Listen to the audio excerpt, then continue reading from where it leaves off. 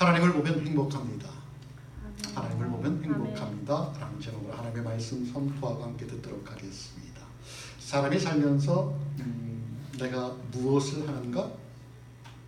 어떤 job, 어떤 것을 하며 살아가는가에 따라서 그 사람의 가치가 아니면 사회적 신분이 결정될 때가 참 많이 있습니다. 그렇지만 한편으로는 그런 사회적 신분, 사회적 평가가 과연 내가 살아가는 이 세상에서 행복과 일치가 되느냐? 이런 질문에는 누구도 어느들에게 선뜻 대답하기가 쉽지가 않습니다. 왜냐하면 그 신분에 따라서 행복과 불행이 결정되는 것이 아니기 때문에 그렇습니다. 여러분, 대통령 행복할까요? 겉으로 보면 뭐 행복한 것 같습니다. 국회의장, 대법원장 요새 한국에 보면 편할 날이 없을 것 같습니다. 그럼에도 모든 사람들이 동일한 게 무엇인가를 보며 열심히 보이는 것을 쫓아갑니다. 사업가는 돈을 보면서 쫓아가지요. 예술가는 어떤 경지에 이르기 위해서 그것을 보며 또 따라갑니다. 정치하는 사람은 어떻습니까? 권력을 손에 쥐기 위해서. 사회활동을 하는 사람은 어떤 신념을 바탕으로 자기가 추구하는 것을 쟁취하죠. 우리 보통 사람들은 나름대로 주어진 환경 가운데, 삶의 여건 가운데 좀 더 나은 미래를 향해서 한 발자국 한 발자국 내딛습니다. 예수 믿는 사람은 어떻습니까? 예수 믿는 사람들 뭐 대동소이합니다. 똑같습니다. 우리도 이 세상에서 믿지 않는 사람들과 똑같이 사회생활을 해야 되죠.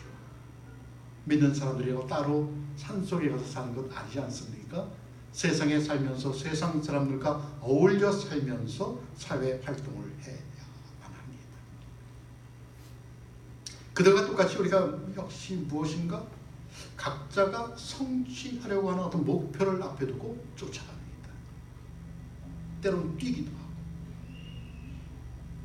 우리 역시 마찬가지입니다. 그런데 예수 믿는 사람들에게는 세상 사람들과 다른 무언가가 있습니다. 다른 것이 아니라 아마도 하나님께서 우리에게 요구하는 것이다, 이렇게 이야기할 수 있습니다. 여러분, 그것이 무엇인지 아십니까? 그것은 아무리 자기가 이 세상을 향하여 세운 목표가 있다 하더라도 그 원하는 것을 하나님보다는 더 사랑하지 말라. 하나님께서 우리에게 그렇게 말씀하셨죠.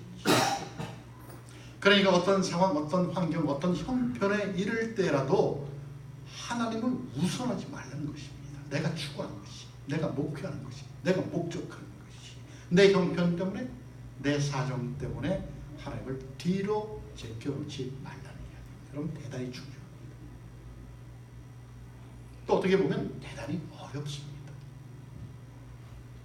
그래서 우리는 자꾸 실족하죠. 예수를 믿고 세례를 받고 주님을 따라 살아간다고 하지만은 늘 우리는 세상 가운데 넘어집니다. 인정합니다. 누구도 인정을 합니다. 하지만 그것을 인정함에도 불구하고 우리가 그것을 이겨낼 수 있는 방법이 있다고 한다면 여러분, 얼마나 좋을까요? 정말 예수 믿는 사람답게 하나님 보시기도 합한 사람, 세상 사람들 보기도 합한 그리스도의 모습으로 살아간다고 한다면, 그런 방법이 나에게 주어진다고 한다면 여러분, 얼마나 좋을까요? 예수 믿는 기분 납니다. 그 방법이 무엇일까요? 하나님을 볼 수 있는 눈이 있으면 됩니다. 하나님을 볼 수 있는 눈. 우리가 살아가면서, 이 땅에 살아가면서 실족하는 그 순간순간 그분을 볼 수 있는 눈이 나에게 있다면 우리는 그것을 막아낼 수 있다라는 것입니다. 여러분, 그 눈은 어떤 눈일까요? 우리가 그분을 볼 수 있는, 하나님을 볼 수 있는 눈은 어떤 눈일까요? 마음의 눈을 가지고 있으면 하나님을 볼 수 있다. 아니, 하나님을 보려면 마음의 눈으로만 볼 수 있다라는 이야기입니다. 어떻게 우리가 볼 수 있을까요? 거듭남의 사건입니다. 거듭남. 우리가 예수를 믿고 구원받았지요. 그래서 우리는 예수를 따르는 삶을 살아갑니다. 거듭남, 뭡니까? 중생이지요. Born again. Born again.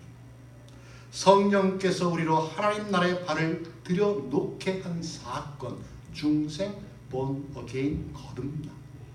그래서 주님이 이렇게 말씀하시죠. 내가 진실로 진실로 내게 이르노니 사람이 거듭나지 아니하면 하나님의 나라를 볼 수 없느니라. 거듭나지 않으면 하나님의 나라를 볼 수 없다.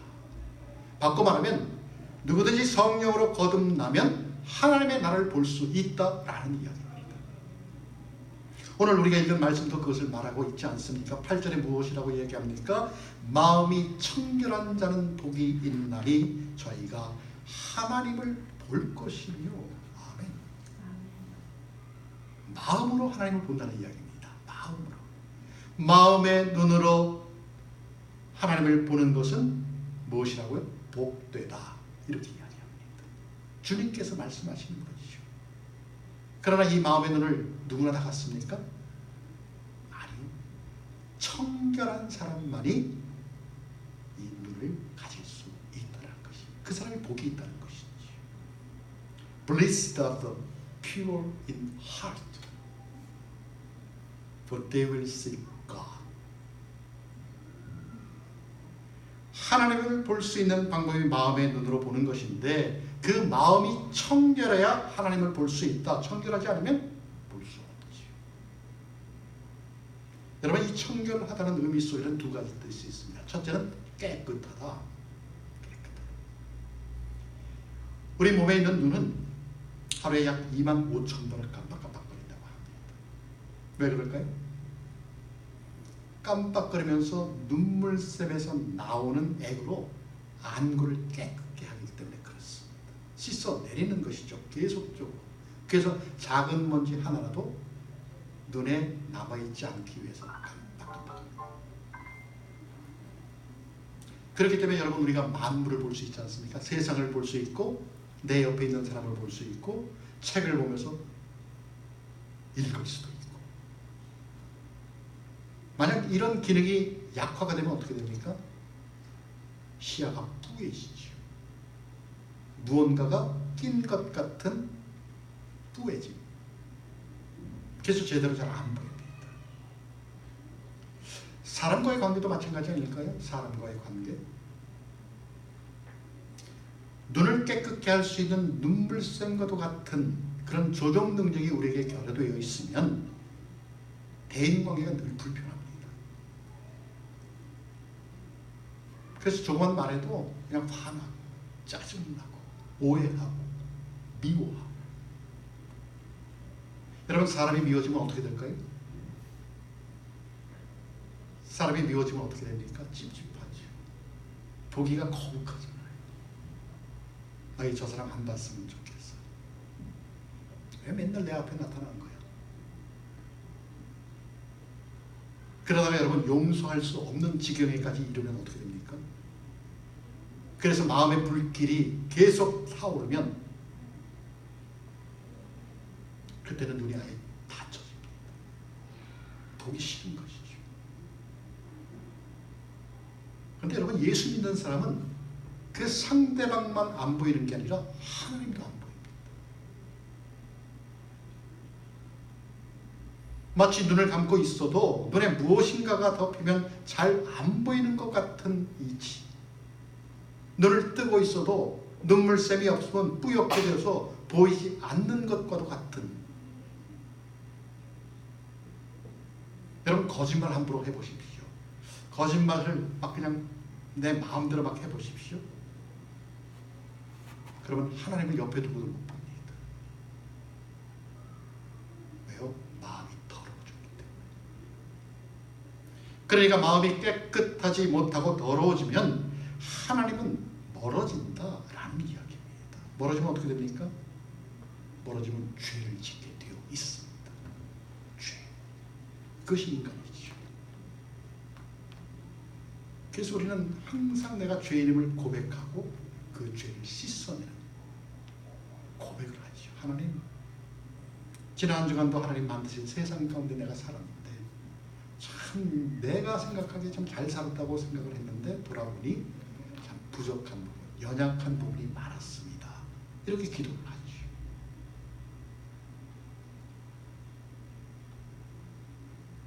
이것 또한 대단히 중요합니다.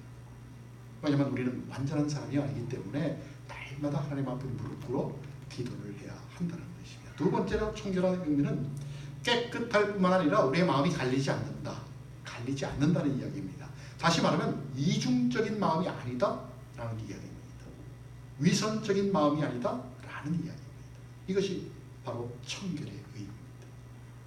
마태복음 6장 24절에 보면 주님께서 이런 말씀을 합니다. 한 사람이 두 주인을 섬길 수 없다. 혹 이를 미워하며 저를 사랑하거나 혹 이를 중히 여기며 저를 경히 여기든지 해야지 두 사람을 똑같이 섬길 수 없다. 하나님과 재물을 동시에 섬길 수 없다라는 이야기입니다. 다시 말해서 마음이 갈리면 하나님이 안 보인다는 이야기입니다. 무엇이 보입니까? 세상이 보이는 것이죠. 하나님께 마음을 조금 주었다가도 세상에 나가면 세상 때문에 마음이 갈립니다. 수단이 되어야 할 돈이 목적이 되어버립니다. 돈은 우리의 삶의 수단이 되어야 되는데 목적이 되다 보니까 어떻게 됩니까? 정신없이 살아가는 것이죠. 돈을 쫓다 보니까 하나님이 안 보인다는 이야기입니다.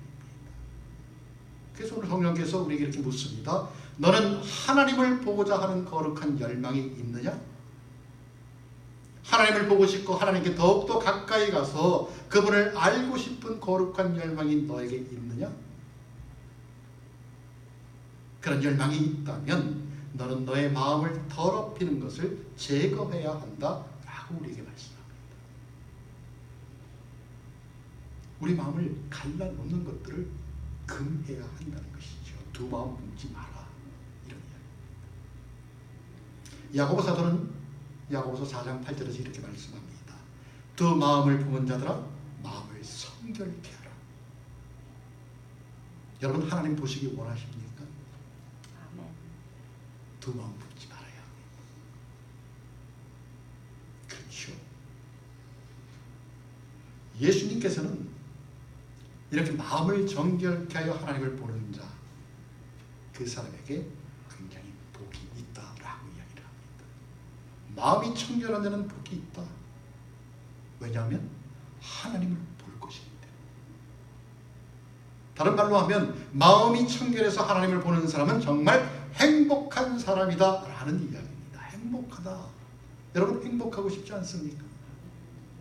우리가 이 땅에 살아가는 건 행복을 추구하기 위해서 살아간다라고 해도 과언입니다.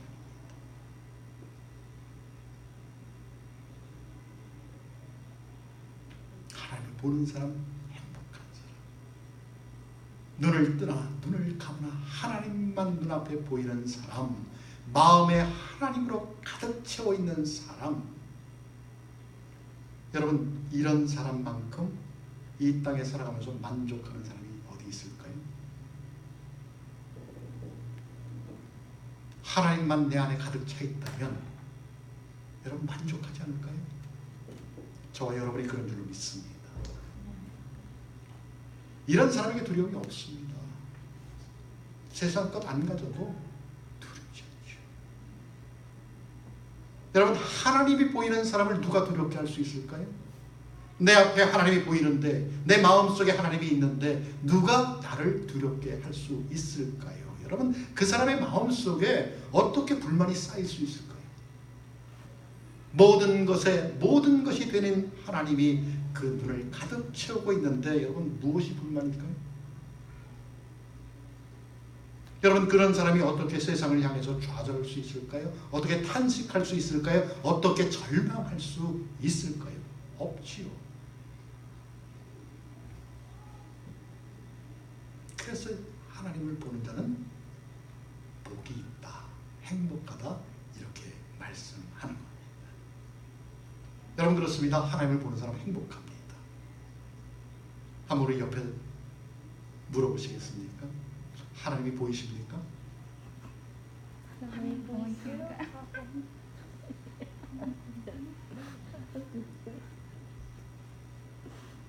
이 자리에 앉아 계신 분들은 하나님이 다 보인 줄 믿습니다. 아멘. 그렇지만 우리가 다시 한번 생각해 보아야 할 것이 있습니다. 우리가 하나님을 본다고 해서 그분을 다 안다고 말할 수 있을까요?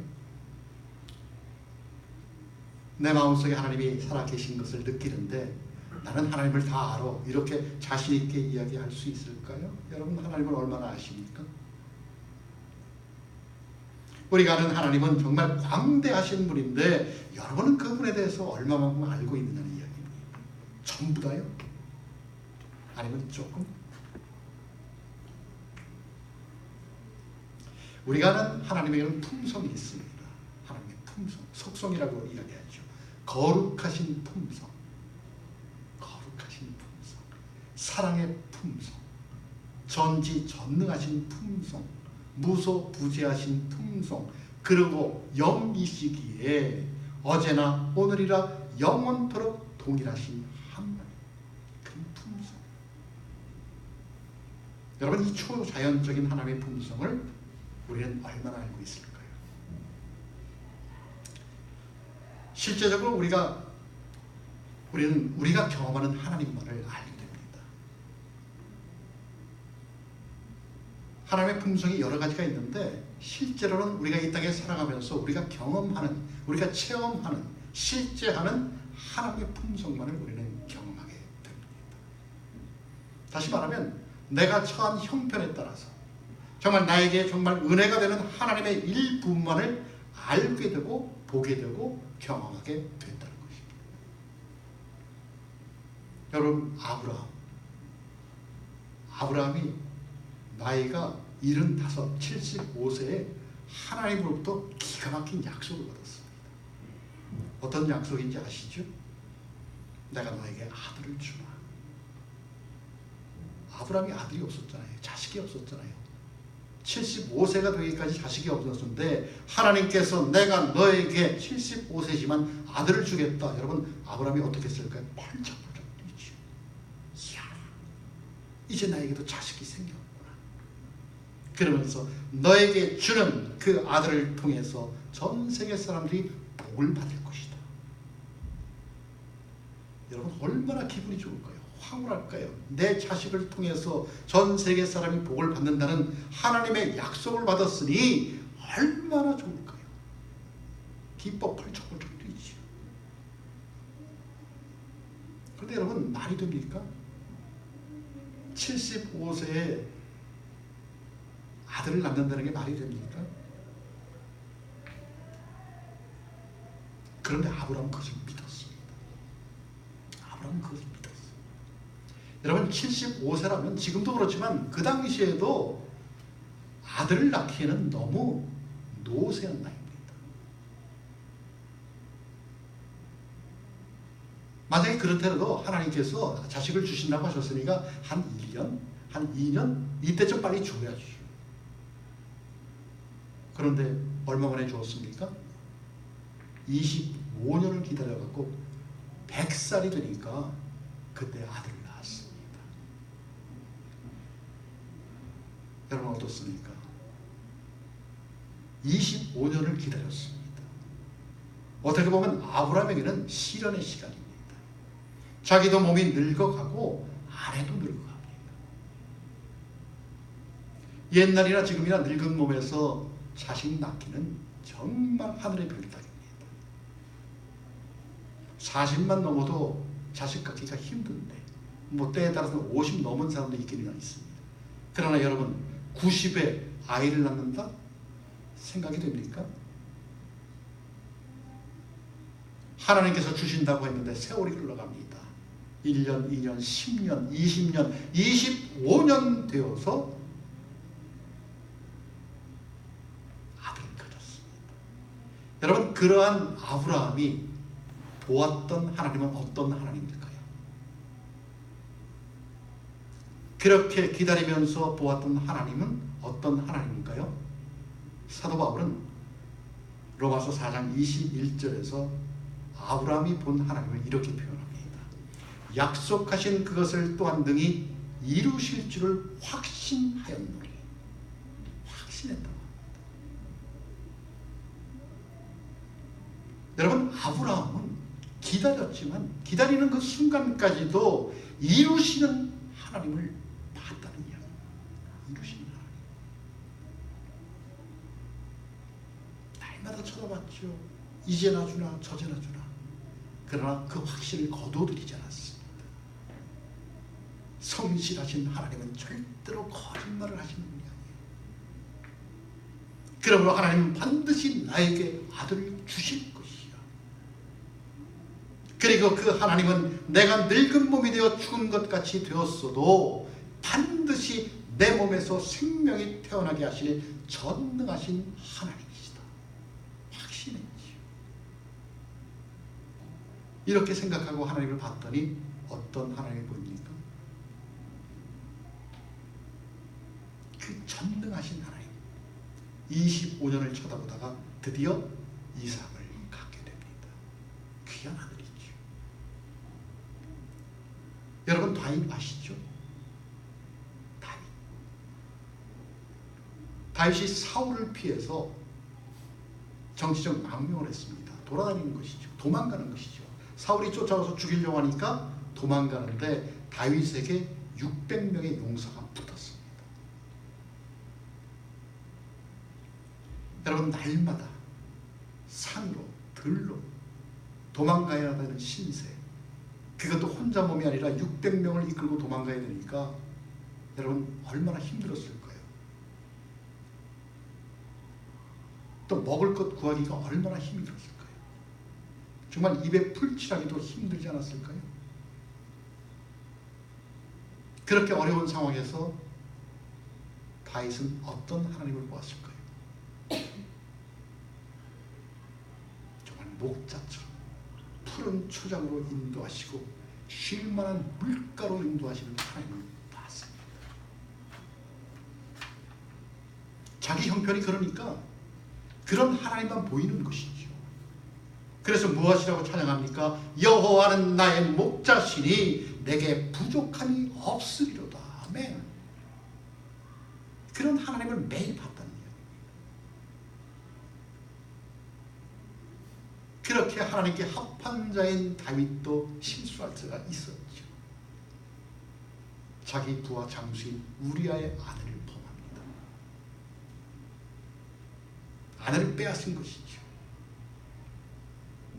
아내를 빼앗고선 그것이 양심의 가책이 되어서 밤마다 눈물로 요를 적시면서 탄식하고 고통할 때 밤이고 낮이고 눈을 뜨나 감으나 본 하나님은 어떤 하나님입니까? 통회하고 자복하는 심령을 기뻐하시는 용서하는 하나님.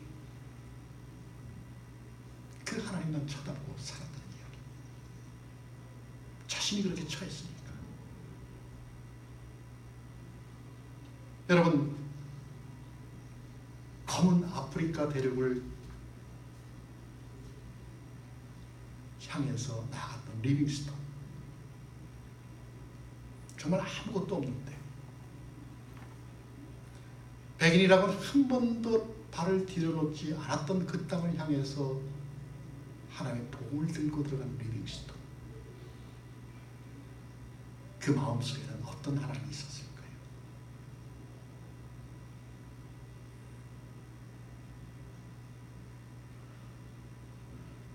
정말 내가 세상 끝날까지 너와 함께하리라.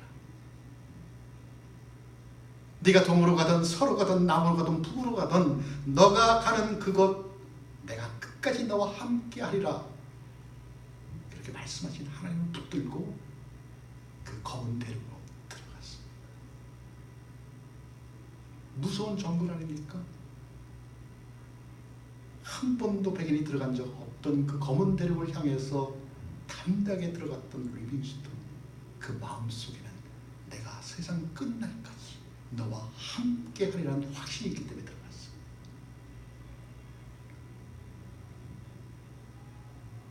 저 같은 사람에게도 바라보는 하나님이 있습니다.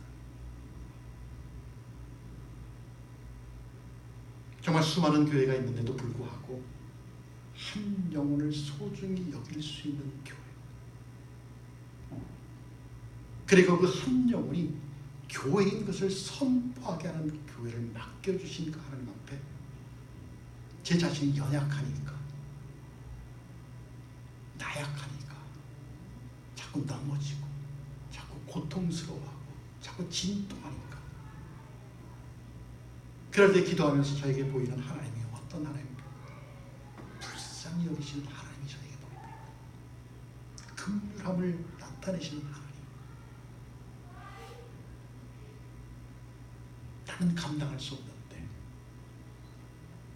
나는 감당할 수 없는데도 불구하고, 내 힘으로는 도저히 이끌고 갈 수 없는데도 불구하고 하나님께서 지금까지 인도하셨고 지키셨고 보호하셨고,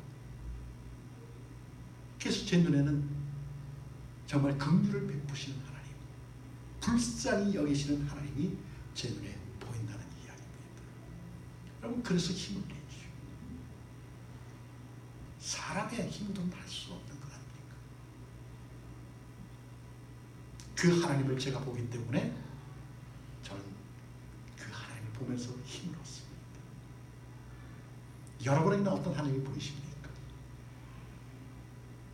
어떤 하나님이 보이셔서 지금처럼 험악한 세상 가운데 견뎌내면서 여기까지 오셨습니까? 나 자신에게 한번 물어보시죠. 나는 어떤 하나님을 보고 살아왔는지.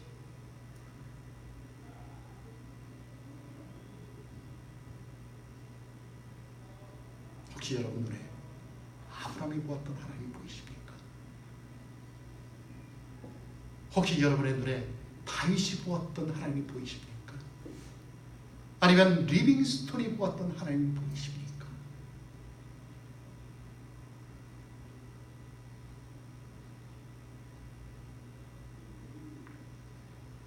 여러분, 그 하나님 발견하시기 바랍니다. 그 하나님 찾기 바라십니다. 그분을 찾을 때, 그분이 내 안에 있을 때 우리는 이 땅 가운데 승리하는 인생을 살아갈 수 있다라는 것입니다. 여러분, 그러면 여러분 성공했습니다. 하나님 보시기에 여러분은 성공한 사람이라는 것입니다. 왜요? 그런 사람들은 늘 하나님을 붙들고 사니까. 여러분, 건강한 신앙생활이 무엇일까요? 그것은 바로 거룩하신 하나님을 보고자 하는 갈망, 열망이 있을 때 우리는 건강한 신앙생활을 할 수 있습니다. 하나님을 더 알고자 하는 갈망의 연속이죠. 한 번뿐인 인생, 정말 살만한 가치가 있는 것으로, 다시 말하면 땀 흘려서 갖고 해야 할 보람된 것으로 만들려면 거기에 부응하는 목표가 있어야 된다는 거예요. 그런 하나님을 찾아야 된다는 것이죠. 그것이 건강한 신앙생활입니다. 내가 사는 이유도, 내가 세상에서 성공해야 하는 이유도 하나님을 알기 위해서야. 내가 예수를 믿는데 세상 사는 게 그냥 세상 사람처럼 사는 게 아니잖아. 내가 사는 이유는, 내가 세상에서 성공해야 할 이유는 바로 하나님을 찾기 위해서, 하나님을 알기 위해서. 여러분, 우리가 살아가면서 하나님을 더 잘 알고 하나님을 더 가까이 하는 것보다 더 높고 숭고하고 매력적인 목표가 어디 있을까요? 이것보다 더 높은 가치가 어디 있을까요? 여러분, 우리 자신을 한번 돌아봐야 합니다. 왜 나는 날마다 이런 삶을 살 수밖에 없을까? 왜 나는 매일 정말 낙오자 같은 삶을 살 수밖에 없을까? 왜 내 삶 가운데는 행복이 없을까? 왜 내 삶 가운데는 기쁨이 없을까? 왜 내 삶 가운데는 행복이 없을까? 하나님이 안 보이기 때문에 그렇습니다.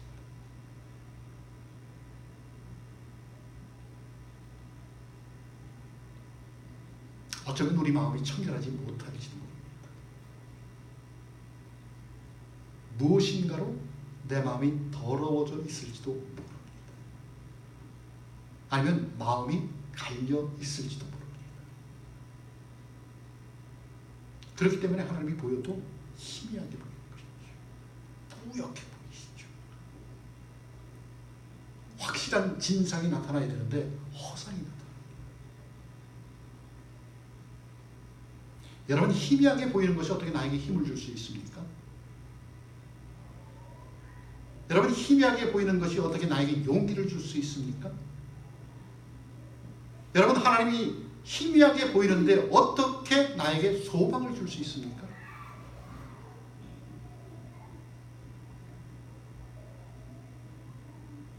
내 가정은 왜 이렇지? 우리 부부 사이는 왜 이렇지? 내 자식은 왜 저래?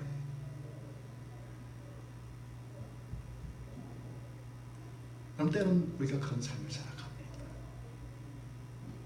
그럴 때 어떻게 합니까? 낙심되죠. 정말 힘을 잃어갖고 주저앉고 싶을 때가 있습니다. 어떨 땐 정말 비참해지는 내 삶의 모습 때문에 괴롭기도 하죠. 직장에 나가도 그렇고 사업을 해도 그렇고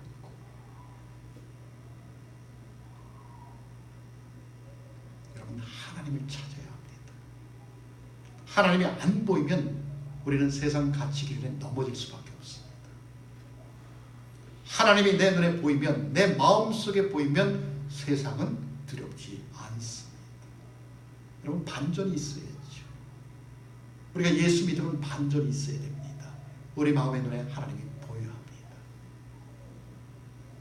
그 하나님이 보이면, 그 하나님을 보고 살면 똑같은 상황이나 환경 어떤 형편에서도 다른 현상이 일어납니다. 거룩하신 하나님, 자비로우신 하나님, 영광 중에 계시는 하나님이 우리의 마음을 가득 채우고 있는데 우리에게 있는 상황이나 형편이나 조건, 그런 것들이 여러분 우리에게 무엇 그렇게 큰 영향을 주겠습니까? 좀 없으면 어때요? 좀 작아지면 어때요? 뭐 차 없으면 어때요? 버스 타고 다니면 되지.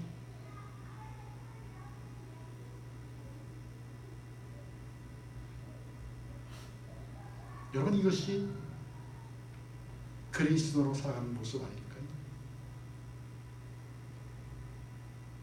이것이 그리스도로 살아가는 삶의 유익입니다. 여러분, 마음이 청결하면 하나님을 볼 수 있습니다. 하나님을 볼 수 있는 사람은 진정으로 행복한 사람입니다. 여러분, 세상 보지 마십시오. 세상에 속습니다. 여러분, 사람 보지 마십시오. 사람에게 실망합니다.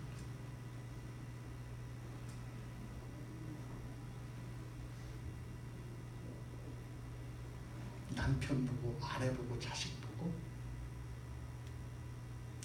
그냥 사랑하는 존재입니다. 하나님만 보면서 살아야 합니다. 하나님을 더 가까이 하십시오. 그것이 우리가 승리하는 비결입니다. 그것이 우리가 밝게 사는 비결입니다. 이 세상 사람 앞에 그리스도인으로 살아가는 삶의 모습을 보여줄 수 있는 비결입니다. 여러분,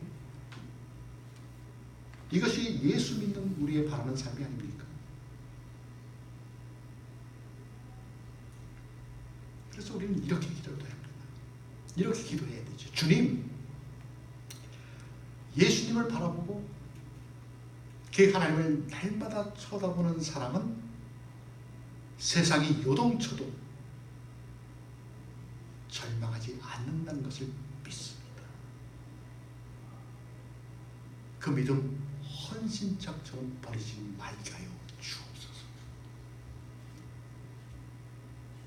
그렇죠.